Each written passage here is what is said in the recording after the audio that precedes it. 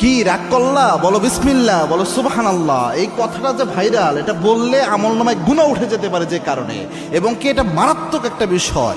দুইটা বিষয় এখানে রয়েছে। আপনারা দেখছেন যে কিছুদিন পর পরই সোশ্যাল মিডিয়াতে একটা ট্রেন্ডিংয়ে আসে, কাঁচা বাদাম থেকে শুরু করে একটার পর একটা ওই কিরে মধু মধু এরকম জিনিস পোলাপান এটা ছড়ায়। তো এই যে একটা দেখলাম ভিডিওতে সোশ্যাল মিডিয়াতে, হাত দেখতেছে গণকের মতো, সে হাত দেখাচ্ছে আর এমন কথা বলতেছে যেটা জীবন সকলের জীবনের সাথে মিলে যেতে পারে।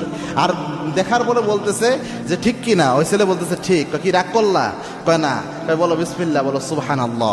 এখানে প্রথম যে বিষয়টা হয়, রসুলের একটা হাদিস জানেন, আল্লাহর হাবিব সাল্লাল্লাহু আলাইহি ওয়াসাল্লাম জানিয়েছেন, আবু হুরায়রার বর্ণনা, মান আতা কাহিনান, কোন ব্যক্তি যদি গণকের কাছে যায়, গণকের কাছে যে হাত দেখায়, আল্লাহর হাবিব জানিয়েছেন যাওয়ার সাথে সাথে 40 দিনের আমল বাতিল হয়।